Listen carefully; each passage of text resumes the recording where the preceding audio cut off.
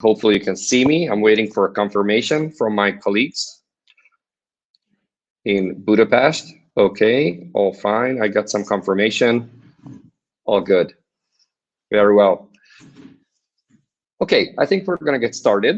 And probably just like everyone else, I'm confined into our home. Good morning to everyone, wherever you may be, most likely in Europe or perhaps beyond. And a warm welcome. I put the live video feed just in the beginning so you can see me for a second, and that I will turn off shortly. Also because there are kids in the house, so you will not be perhaps too surprised if some of them might pass behind me or you hear some background noises. But I guess everybody is in a similar situation, and this seems to be the new normal, at least for now, where life just happens while we need to work and kids need to be kept busy. And we're just waiting for this strange situation to be over. So with that, why don't you just type into the chat box where you're dialing in from, where you are connected from.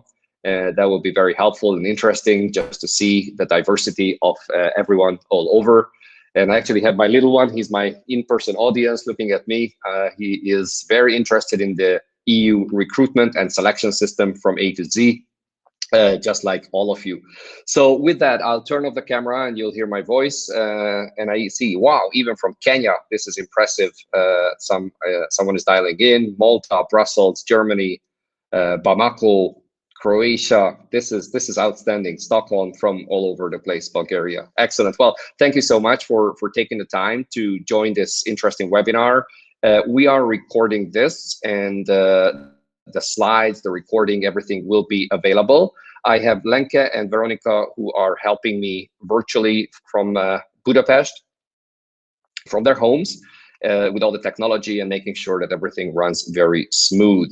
So with that, I'll turn the camera off so you'll hear my voice and you see the slides, and we're going to get into the essence of today's presentation right away.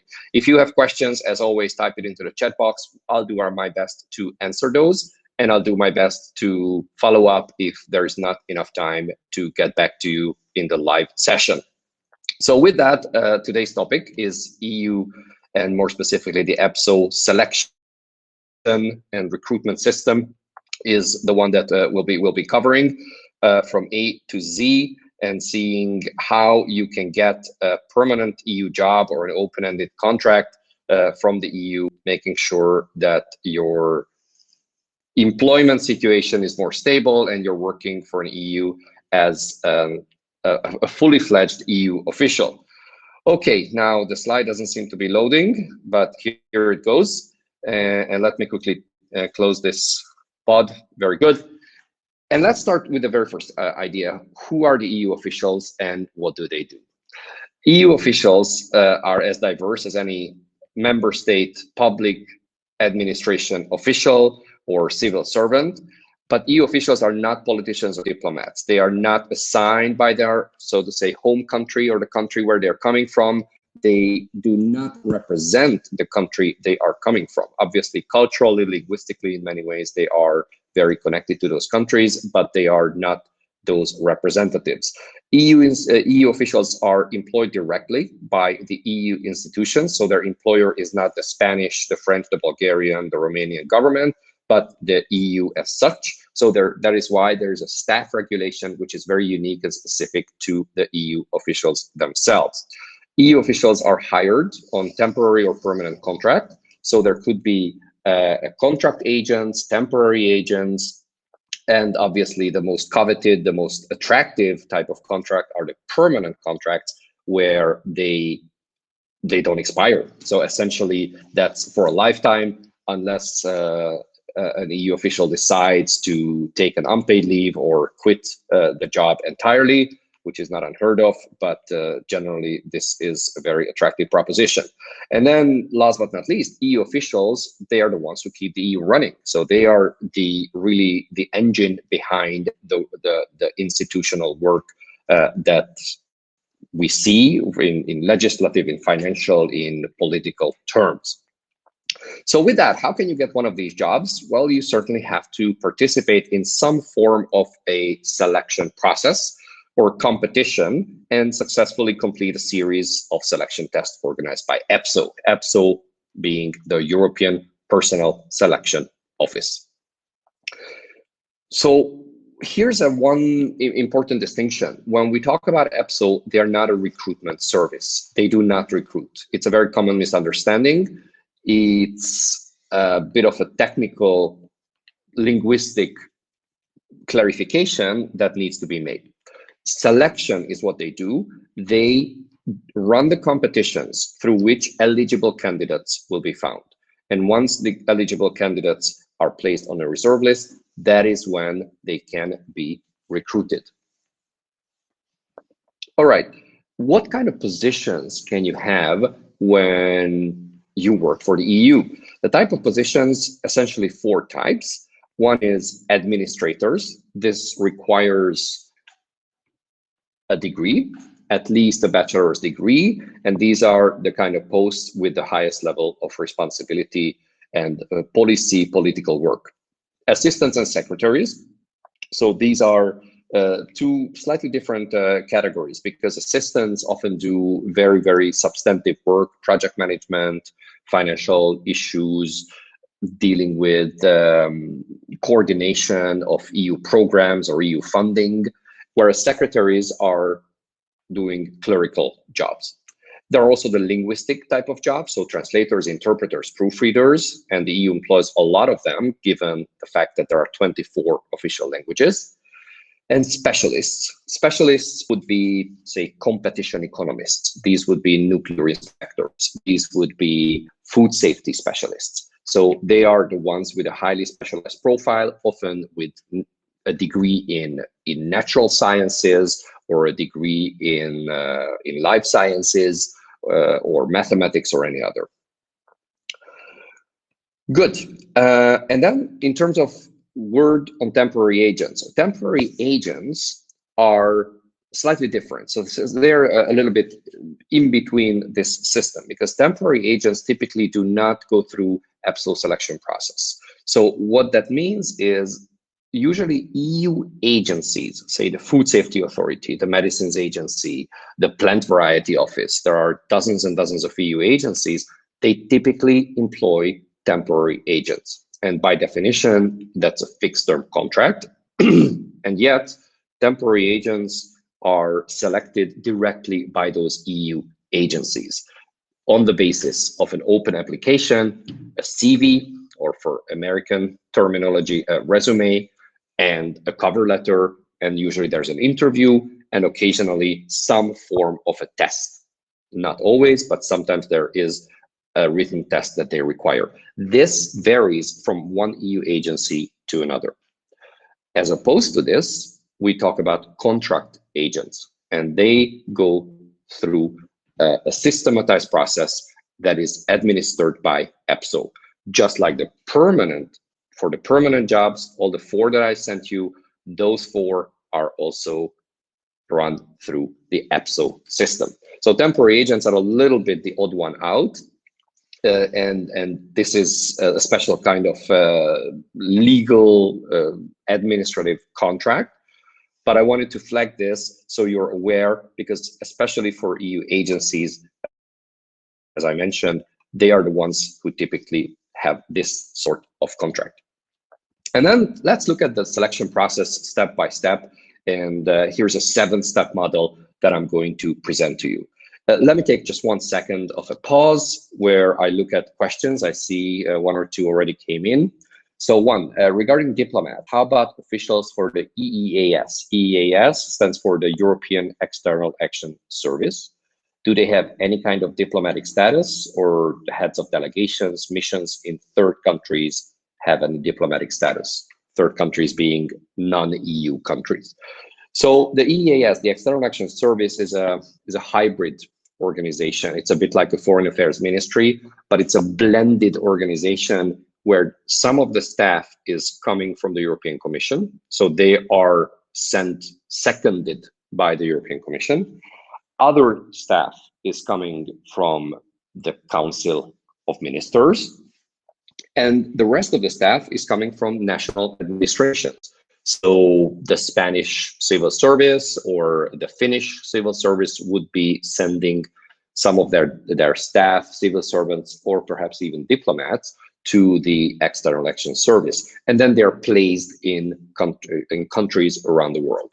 So that status is quite unique, and basically there's a blend, a mix of what sort of administrative status the staff could have. So some may have diplomatic status, others are civil servants or technical experts for that matter, and there could also be local staff. So you might be hired in Bangkok as a local staff based on a contract directly with the EU's delegation at the EEAS. So that's a little unique setup there. Let me take another question. Are temporary agents the same as interim staff? No, and that's an important question, important distinction. So intérimaire, as they usually refer to them based on the French word, intérimaires are hired usually by Randstad or another temporary sort of recruitment company, and these are private companies. And then they would place you for a 1 month, 2 month contract or 3 month contract, so relatively short-term contracts into jobs at the EU institutions. But your employer is not the institution. It's the private recruitment agency that helps the institutions for short-term employment challenges. Whereas temporary agents, as I said before, those contracts are typically 3 + 2 year long. So 3 years, extendable by 2 years, sometimes by additional 2 years. Usually the upper limit is 7 years of employment for temporary staff.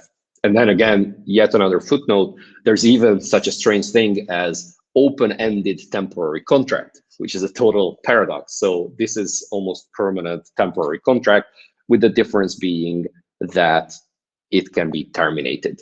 Whereas if you're an EU official, as an AD, ASD, or secretary, as a permanent EU official, your employment cannot be terminated. You can be let go, or you can have go under disciplinary sanctions if you mess up something, but it cannot be terminated for that reason. And again, as a side note, that is one of the reasons why the British civil servants, legally speaking, face such a challenge, because, well, their contract is supposed to be very open-ended, but since the UK is no longer a member of the EU, their status is legally difficult. Okay, let me go on, and I see there are a couple of other questions. We'll come back to those, but let's proceed with those 7 steps and get a better understanding how the EU selection process actually works. So the first one is always a notice of competition. This is the official document in which the details are set out. And this is where you can find the authentic and reliable information of what the criteria are to be selected, what sort of formal qualifications you need to have in order to be eligible for an EU job. So regarding notice of competition, it's similar to a job ad to some degree. It's much more legal and sometimes hard to decode, but here we are at EU training. We're happy to make sense of it and simplify the language and make sure you clearly understand everything. But this is the authentic document with all the details. Now, how to find out when there's a new competition? You're probably not going to be subscribed to the official journal of the EU. This is not exactly a bedtime reading, even in times of quarantine. So you probably want to check the EPSO website on a fairly regular basis, or even better, sign up to our EU jobs newsletter. This is something that we send out bi-weekly with all the options, possibilities, vacancies, new competitions, and everything that we can get our hands on. We let you know in time and on a very regular basis. So these are great ways to find out. And the notice of competition, we could talk a little bit about it, but it's really just a formality in the entire process. Let's rather look at the eligibility. Mandatory for all EU jobs is that you need to be EU citizen and you need to speak at least 2 official EU languages, not necessarily on the same level. Well, it's good if you are fairly fluent in those 2 languages, one being your mother tongue, at least if it's an EU official language.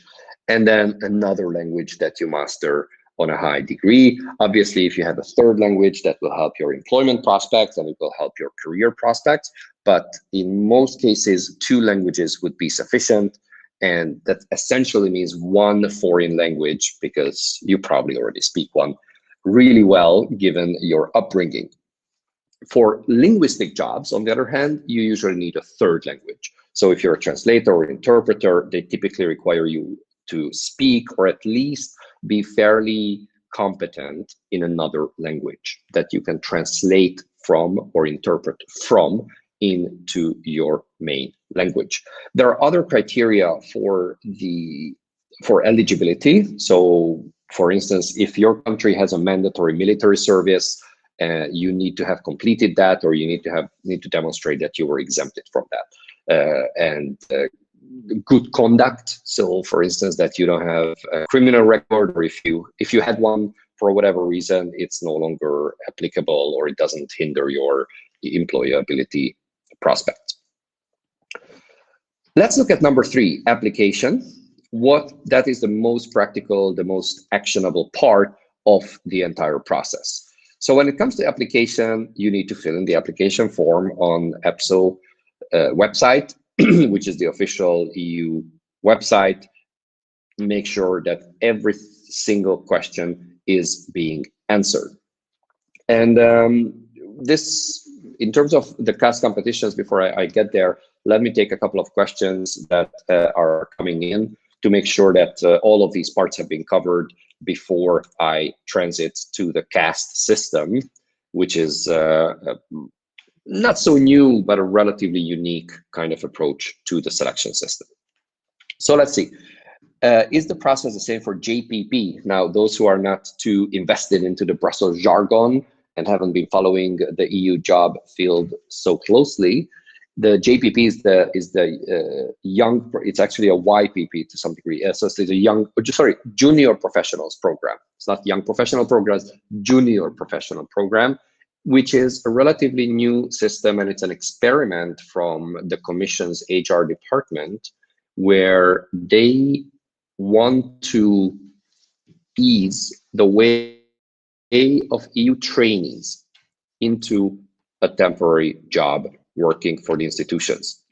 So what does it mean in practice? If you are selected to be an EU trainee, or stagiaire, as often referred to with the French term, then a certain number of those trainees can be transited into an actual EU job once their traineeship is over, based on various recommendations and criteria and their performance during the traineeship.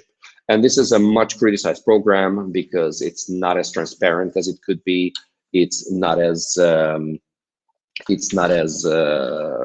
easy to get into it as one would like to be. And of course, it limits the possibilities to trainees only, because no one else can be part of these junior professional programs other than trainees themselves. So there's this 2-step approach. And again, given the lack of the selection criteria, transparency, and other aspects, this is a much criticized program, and we don't know whether it's going to stay.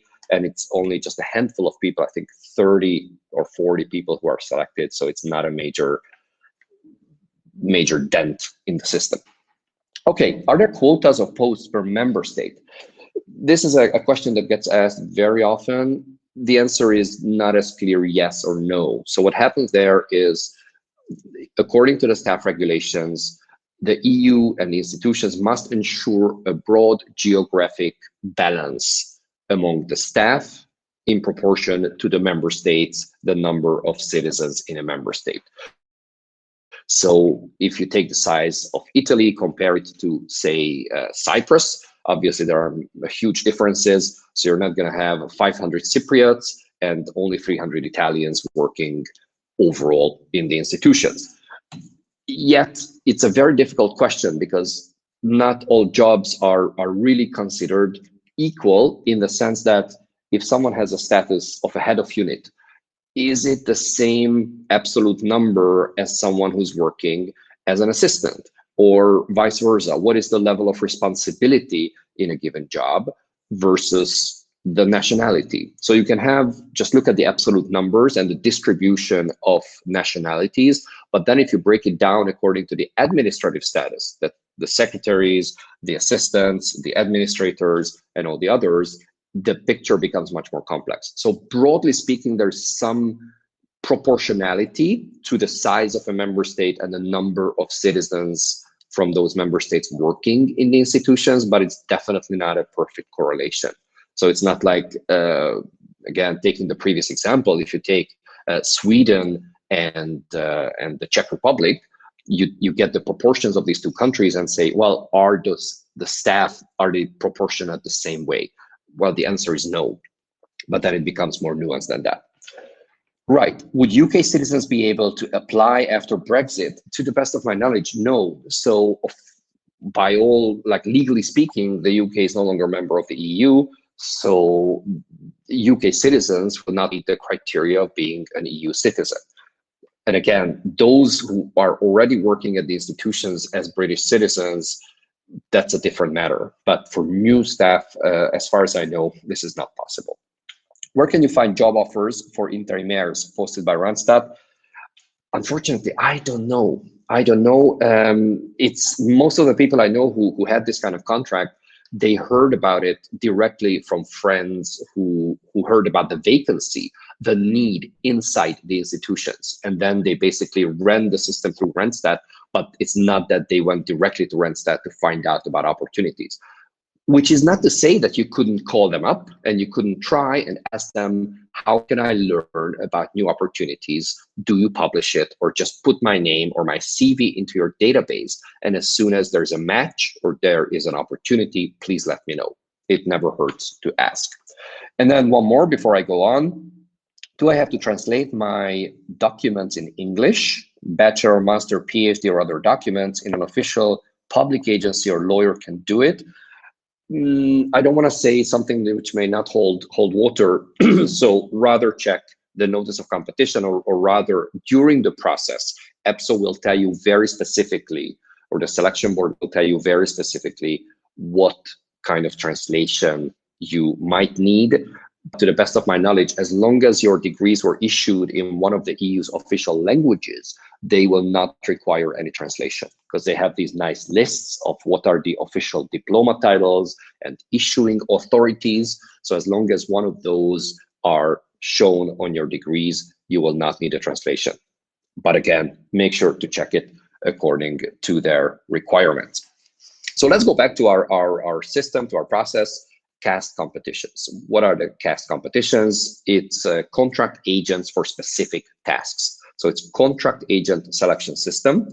It's a tiny bit complex of how that works. Basically, for this kind of selection, you have a database that you need to be registered in. And if there's a need, so one of the units in the commission, for instance, or in the Court of Auditors, or at the Court of Justice, they want to hire a certain number of contract agents, then they tell EPSO to run or invite a certain number of eligible candidates to sit the tests. And the tests is something we'll talk about in a second, but that's when you get called in. But you need to be registered as an interested person in the database. There's a lot more depth to this topic, and we have a fascinating webinar on this, the one that's being featured on this slide. So make sure that you check it out. It's completely free. We have a transcript and slides. So there is all the details about the CAST competitions is revealed in that webinar. So you can find out more about that. And then often there's a talent screener. This is a term you may have heard if you were following the competitions. So talent screener is basically for specialist competitions. So if there is a food safety expert, or let's say a human rights lawyer or competition economist, competition happening, they will use a talent screener. A talent screener is basically a questionnaire, a Q&A form, where you need to provide information about your academic, scientific, professional background, and sort of prove that you are not just eligible, but you are really a suitable candidate for a given job. There's a lot more to it of how you can optimize your talent screener. what sort of answers you should put in there. I'm saying this because many candidates who have impressive credentials and a number of degrees that it fills their entire wall in their office, really, really smart people can really mess up their talent screener. The way they answer the questions, the way they formulate those answers, the way they present their background may not be optimal, may not lead to the selection board really understanding their impressive background. So talent screener is where you prove your credentials if you're a specialist. We have webinars on the talent screener, we have articles on the talent screener, we have a wealth of material on the talent screener. Make sure you look into it before you fill out the application form.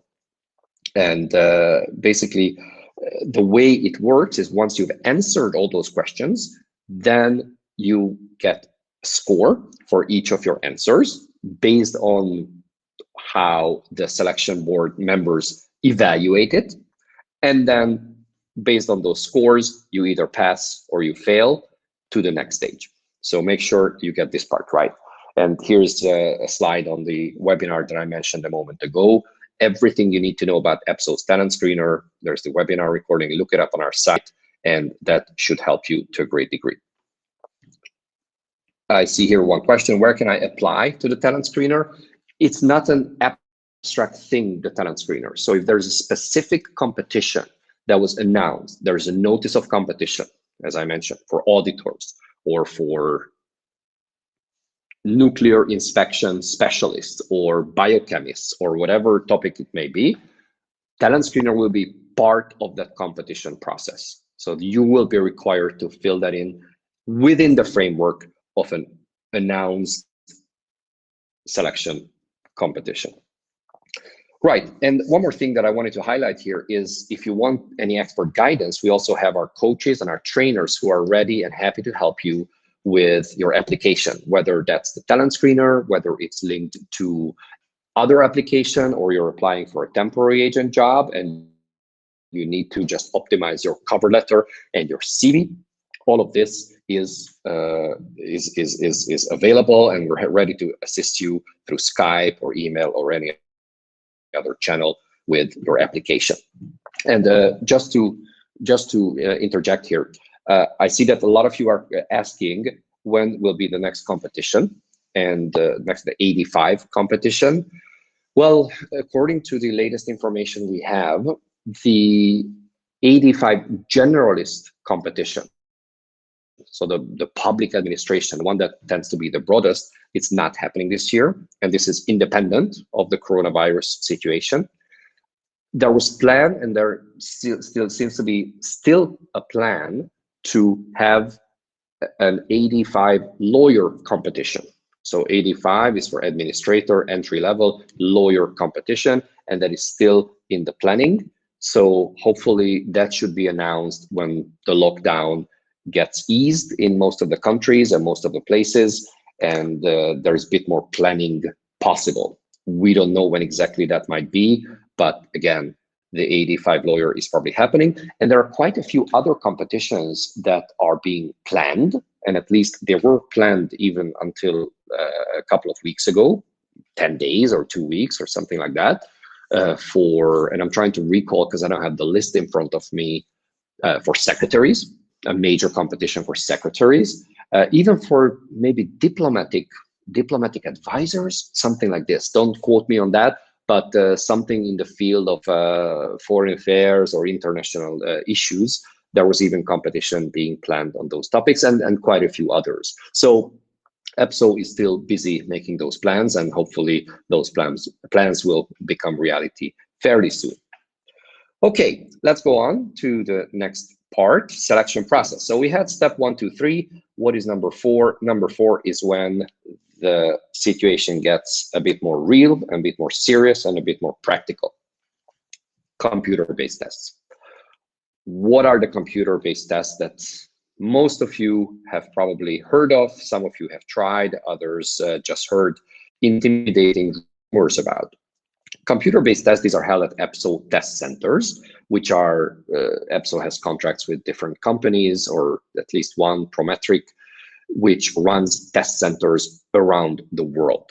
Most competitions you can do basically anywhere in the world. So not just in Europe, but outside, usually in capitals. They have locations, at least until now, they had locations where you could just go in, identify yourself, make sure that you were registered for a given competition, and then you sit the test at a pre-agreed time. This is probably the most difficult, the most competitive part of the entire process. Why? The computer-based tests are typically the abstract, verbal, and numerical reasoning tests, something I'll show in a second in another slide. And this is an elimination round. So if you fail those tests or you pass those, but you are not among the top performing candidates, then you are out of the competition.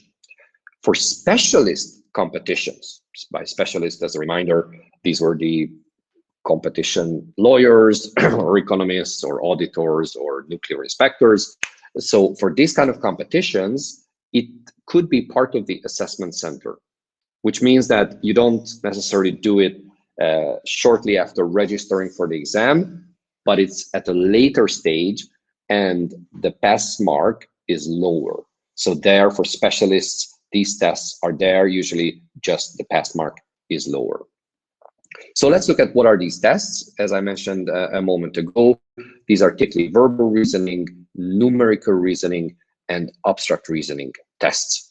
So these are the three main types, and there are certain differences, certain changes depending on which competition we're talking about. And these tests are usually not that difficult. What's difficult is the time limit, is making sure that you can finish accurately within the time frame and that you are among the top performing candidates. Given that we're talking about generally about the whole EPSO selection system from A to Z, I also want to mention a couple of other tests which you might find in your competition, but these are typically not part of the core test portfolio. So there could be situational judgment tests. These are generally used for graduate exams and for 85 exams. Sometimes there's an IT literacy test, or organizing and prioritizing tests. Sometimes there's a language comprehension test for linguistic jobs.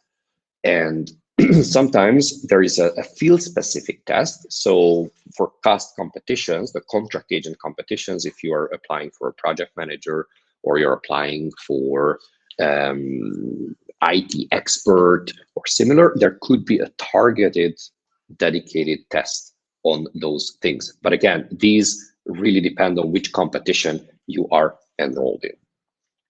And then there's basically the outcome. So once you've done those computer-based pre-selection tests, there's a result. And the result is whether you pass to the next stage or you're out of the competition. How many people actually pass to the next stage? Usually 10 times the number of places available on the reserve list. So just to emphasize this point, so they look at how many people eventually in the very, very end they want to place on the reserve list, let's say 120.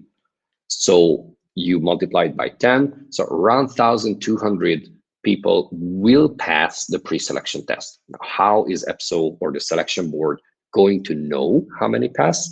Well, they establish the pass mark on that basis. So they say, we want this many people to pass, so the pass mark will be drawn at, say, 67 points or 72 points. This way, we'll have around 1,200 people passing in our imaginary example.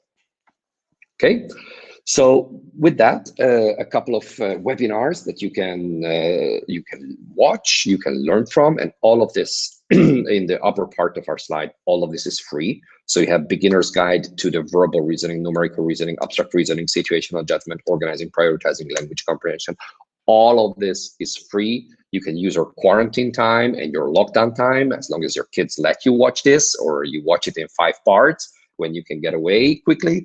This is really helpful. Use this time to prepare, use this time to improve your knowledge, your understanding of the methodology for these tests. And then there are pro-level webinars. These are usually paid webinars that we offer on our website. And these are advanced level. Once you've done the beginner side, again, we give you expert tips on how to make the most of it, time-wise, be efficient, what sort of methodology you should apply in order to pass these tests with the highest possible mark. Okay, so again, I'll leave this slide for a second while I answer a couple of other questions. The simulated practice tests, which are all available on our website. We actually have verbal reasoning tests in 19 languages, which is something we're really proud of, and it's very helpful because it's even languages that I don't understand a single word in, but our experts and our partners help us make top-level validated and proved tests in all these languages. So let me check a couple of questions. What about mobility of civil servants throughout European institutions and agencies? Yeah, that's a slightly different question. So for those of you who are not familiar with that, this means, do EU officials or can EU officials actually move into another post once they've been recruited? The answer is yes. So usually you need to stay about 2 years or 3 years in your first job, and then you can go into another job internally. So that's a whole different area of how internally you can change, but there are a lot of internal vacancies that you can apply for as an EU official and go through an interview and then be selected. So there's an internal mobility for EU officials. What else? Will the EPSO selection process be changed this year? I've heard there are plans for changes. Most probably yes, simply by common sense, given the timelines and the extreme constraints under which we all are, and institutions included, the timelines and everything will change. Nevertheless, the EU, the machinery, the system needs to keep going. They need staff. Some people retire, some people might be sick. There might be other constraints, so they need staff. So that means selection, recruitment needs to happen, maybe on a more limited basis, maybe in a more time-bound basis, but it has to happen. We don't know yet the exact timeline. I think all of this will be more clear once there is more clarity on the end of confinement, especially in Belgium, where most of the institutions are located, and the news will actually come in a couple of hours of how long that will last. But then again, we'll see it in a couple of weeks, how that affects the competition and exam planning. Other questions. In the specialist competition, is the case that you are only scored for the talent screener if you've passed the computer-based test first? Okay, this is a little complex question and a complex topic, but for specialists, there are essentially two scenarios. It depends on the number of applicants you have for a given competition. If there are a lot of applicants, there are certain benchmark numbers what it means that there are a lot of applicants. If there are a lot of applicants for a specialist competition, they do a computer-based test before everything else. If there aren't so many applicants for a specialist competition, they do these kind of tests. They do this kind of tests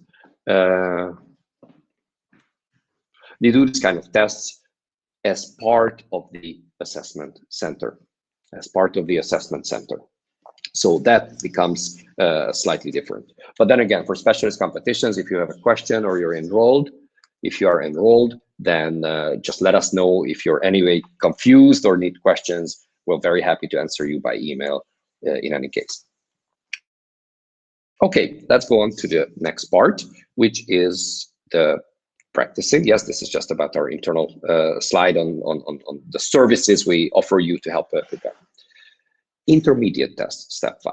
Intermediate test is not sure whether it's going to be kept for upcoming competitions. So intermediate test may be or may not be part of the competitions, but still it's important to mention them if they are. Typically, an intermediate test is an E-train exercise. So this usually happens when You pass the pre-selection test, the abstract, verbal, numerical, and then those who passed a couple of weeks, couple of months later, need to sit an E-train exercise. Or for linguist competitions, this may include translation tests or written tests.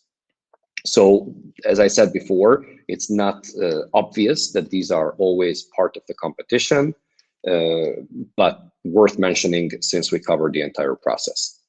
And then, if there is such intermediate tests, how many people will then be invited to the next major part, which is the assessment center?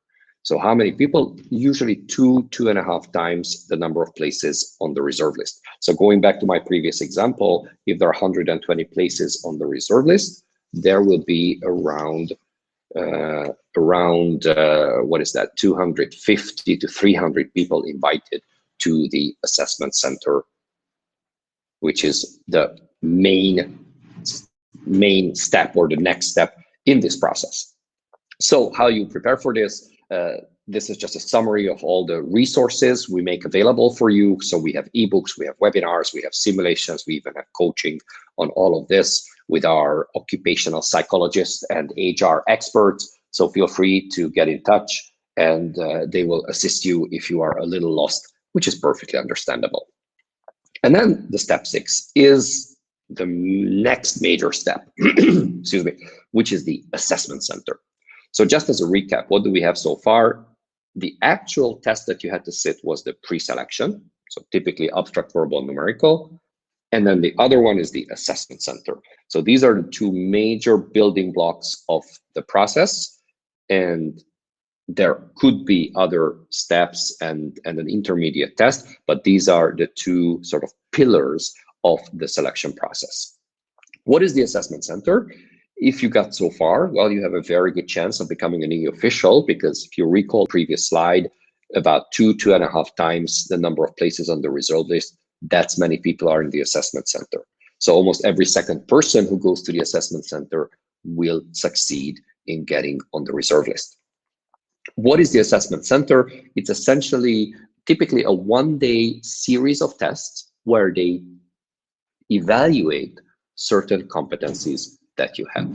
So in that time, in that one day, you need to sit various kind of exams where the selection board's members will observe you, will evaluate you, and check whether you have, or to what degree you have these 8 competencies. These competencies are the following: analyzing, problem solving, communication, delivering quality and results, prioritizing and organizing, learning and development, resilience, working with others, and one more, which is only for AD, for administrator positions, and that is leadership. So these are the competencies. Now, how can I know if a candidate has resilience? How can I know if a candidate has communication skills? I need to see that in action. And the way that's being done is through these tests. So there's a case study, that there's a background material, and you need to write a report or a letter or an analysis on the basis of the background materials. So there could be a group exercise where you need to sit together with other members or other candidates actually, and based on a background file, have a meaningful discussion while the assessors, the selection board members, observe you. There could be a competency-based interview, which is a special kind of interview where they ask you for specific examples from your past, from your professional background, saying, can you give me an example when you had to learn something new in a short time? Sounds like a strange question for those who are not familiar with the competency-based interview as a concept. It's not a typical job interview question, but a very helpful one, because through your answer, the assessors can evaluate your competencies. A field-related interview for specialists. So again, going back to my example, if you are a food safety expert and you're sitting a specialist competition, you will have an interview related to food safety. There's oral presentation for most competitions where, again, you're given a background briefing and you need to present with a whiteboard in 5, 6, 8 minutes the case that you read in the background briefing. This way, they can evaluate other competencies that you possess. And then there's a motivational interview where they ask you about your commitment to the European idea, and perhaps a little bit about your understanding of the EU decision-making or the structures or things related to EU history. It's not an in-depth knowledge test, but they're truly trying to evaluate your motivation to work as an EU civil servant. So the assessment center is actually a fascinating day, very stressful for most candidates, and yet it's a very practical one where you need to speak, you need to write, you need to express yourself and demonstrate to what degree you have certain competencies. And the way they do that is the following. This is from the notice of competition. This is not for every exam. This is just for this particular one that we took a screenshot from.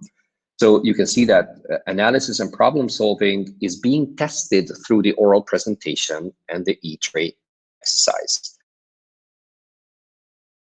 Or let me take the pointer, voila. Hopefully you see my pointer. So say communication is being tested also in the oral presentation and case study, because that's written communication. Or say leadership is tested in the group exercise and the competency-based interview. So all of this is it's a summary of the assessment center, and each competency is scored, and you need to get a certain number of points for all of this. So altogether 80, because there are 8 competencies. For each you can get 10, so that's 80. And then there is the motivational interview, which has an extra weight in the system. We have a wealth of materials for the assessment center: webinars, recordings, live events, in-person simulations, one-on-one coaching, Skype coaching. Really, everything is available through the website. And as soon as life resumes to relatively normal, we will be also resuming our classroom trainings in our Brussels training center, where you're very welcome to join a simulation, a group exercise simulation, or a full day assessment center training course. And sometimes we even go outside of Brussels, meaning around Europe, if there's an demand for a larger group to run training courses there. So you can practice that, and you can really get a wealth of material which is at your disposal. And then, last but not least, the reservist. But before I go there, let me take another couple of questions. So if you do not pass one or more of the tests for the first time, could you take the test again in the future? Absolutely, yes. So there's no penalty, or there's no blacklist, or there's no limitation whether or not you can take those tests. You can absolutely do that. And you can actually even various competitions, multiple competitions in parallel at the same time. So you are totally allowed to sit, and it's quite rare, actually very rare, that EPSO would specifically say that if you're sitting this particular competition, you cannot be enrolled in another one. This is really the exception. By default, you can be signed up for an assistant competition, a specialist competition, and even 2 AD competitions, well, as long as you are eligible, as long as you qualify for that given competition. I've heard that, I'm just reading another question. I've heard that someone who did a traineeship in the EU institution very much increases your chances of being picked from the reserve list. However, that doesn't mean that those who've not done traineeships would have more limited chances. Yeah, that's a difficult one, because once you are on the reserve list, and we're just going to get to this topic right now, once you're on the reserve list, that's when you are recruitable. That's when the institutions can hire you. And then it becomes more similar to the classic job market selection way, because EPSO has done its share. So let me actually go to reserve list. EPSO has done its share. You are placed on the reserve list and you are recruitable, but it doesn't mean that you will be recruited. This is the difficult part, where you need to still convince the head of unit or someone who is eligible or someone who is looking for a job looking for a candidate. Actually, you are the one looking for a job, but someone who's looking for a candidate to hire you, because you are on their list, and maybe there are just 5 other candidates who are just as eligible as you are, but still there are 5 others or 4 others plus you, and you need to convince that employer. So what happens there is that you need to increase your chances by all means possible. And one of them being, if you've done a traineeship at the institutions, or you've got a degree in from a relevant university, anything like that can increase your chances. And the way you present your cover letter, your CV, all of this has a major impact. Good news is we have actually a webinar on that, of how to get a job once you're on the reserve list. This is the first one being featured there. And then there's a CV boosting workshop that we have. And actually we have a free workshop, a virtual one online, that I'll be doing on how to write a CV and cover letter that gets you an interview. So that's good, the good news there, that you can certainly take part in, and that's completely free of charge. So, and if you didn't make it to the reserve list, you still get a so-called competency passport. That means EPSO will tell you what scores you got in the assessment center and where your weaknesses might be. So that means you will have a better idea of what to work on if you sit another competition, and where to improve. And we're happy to guide you and happy to provide you an expert analysis of what to improve and what steps you can take to increase your chances for the next time. So what are the essentials of landing an EU job, before I go back to a couple of questions just to wrap it up? So essentials of getting an EU job, basically find a position that best fits your profile based on your academic interests, your professional interests, your background, your degree, the formal qualifications that you need to meet. And generally, if the formal qualifications work out for you, you really can apply to as many competitions as you wish. Understand the rules of the competitions. As you can tell from today's fairly brief webinar, there are a lot of exceptions and sub-rules and permutations to this. So make sure that you have clarity. If you don't, send us an email. We'll be very happy to assist you through our customer support. Our experts are really there to help you and guide you and point you to the resources. So feel free to get in touch anytime. And then learn the exam methodology and plan your preparation. Many candidates think that, oh, I'm not very good in mathematics. How could I pass numerical reasoning?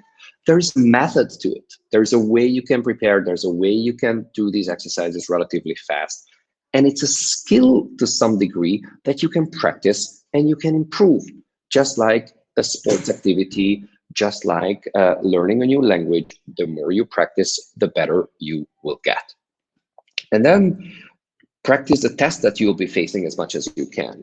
Don't focus on the assessment center if your next exam is a pre-selection exam with abstract, verbal, and numerical reasoning. Focus on the assessment center when the time comes. If you see, based on our online simulations, that you have a weakness in numerical reasoning, focus on that. So you can really measure where your weaknesses might be and improve it accordingly. And this is a long process, so you need to be patient, because sometimes it takes 9 months from start to finish, and perhaps even longer afterwards.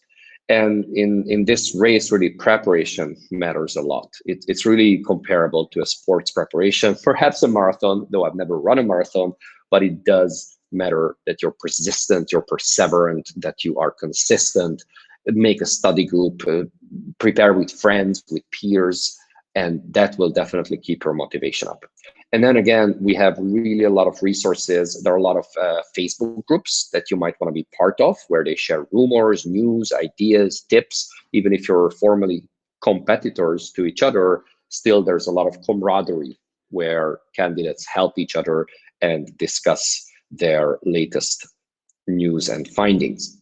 So we're pretty good with time. So we have 5 more minutes, and if the kids are not too loud in the background, I'll try to answer those. So how long does your name stay on the reserve list? Typically, this is 1 year for the generalist competitions, and for specialist ones, usually it's until another similar competition is announced. So if this is food inspectors, the reserve list might stay valid for even 2 or 3 years, or until they announce a similar exam of that kind.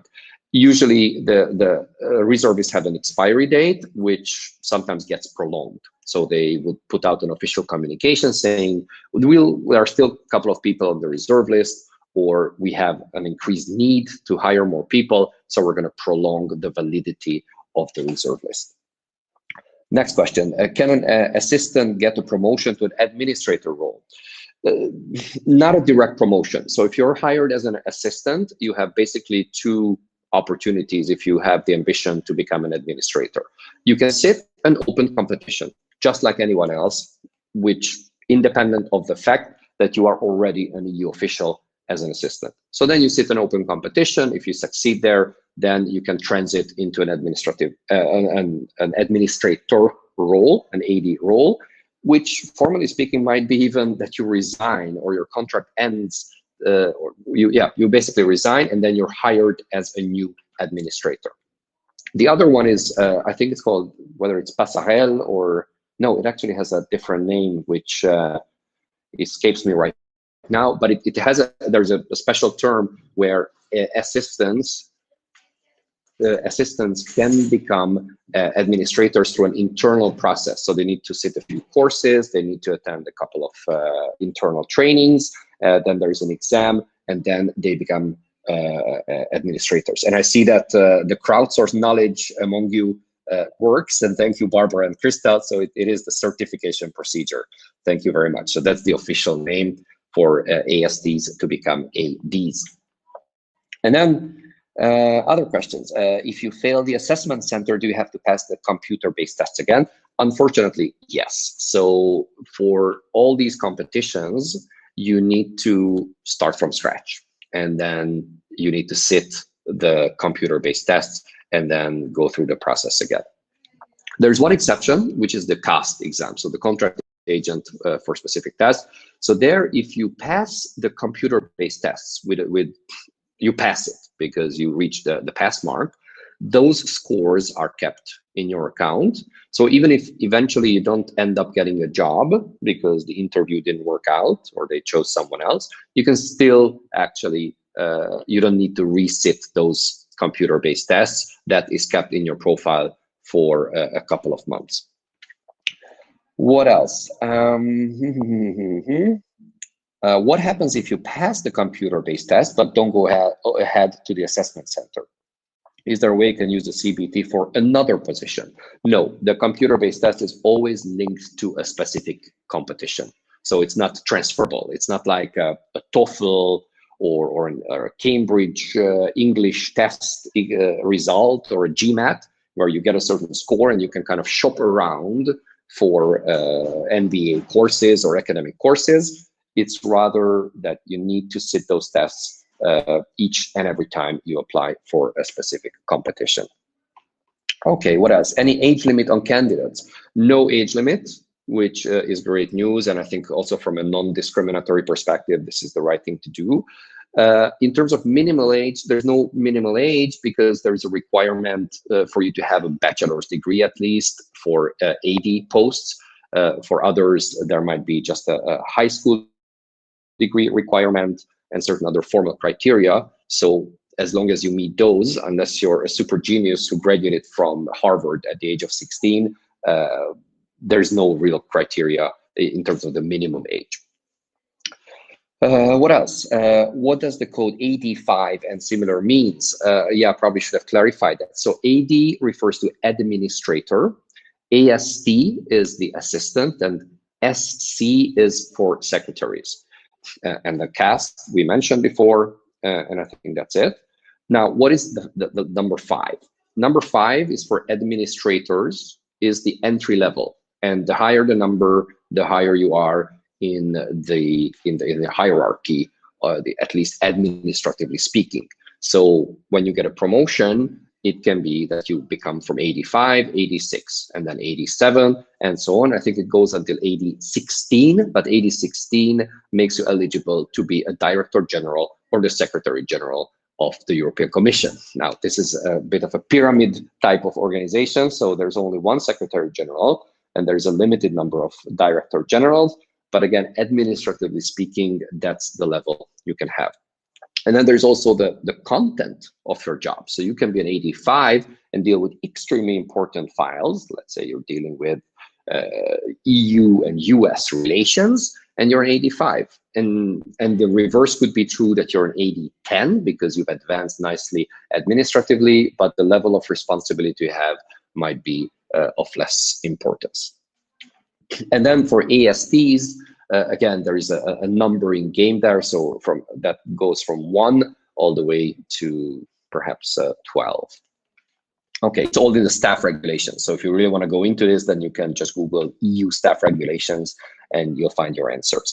And by the way, we have on our website also a salary simulation tool. So if you want to find out roughly how much your salary could be based on where you are hired from and what status or AST or other you would get, you can simulate a salary. Okay, so I think this is where I'll stop in respect of everyone's time, and also my family is getting a little itchy in the background, and I guess many of you are in similar situations, but that's life and it makes us very human. And thank you very much for staying all the way. Appreciate your time, appreciate your presence and your attention. Do reach out to us, get in touch if you have questions, and the slides and the presentation will be shared. And actually we'll do an even more enhanced version of the slides so you can get all of that. Spread the news, tell anyone and everyone who in your network might be interested in EU jobs.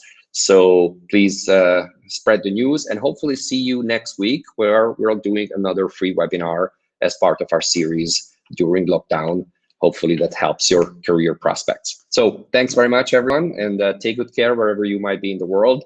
Stay safe, and let's hope this difficult situation will be soon over and EPSO exams will resume. And thanks a lot to Veronica and Lenke for making this happen and for assisting with all the technology. All right, speak to you soon. Hopefully see you virtually next week.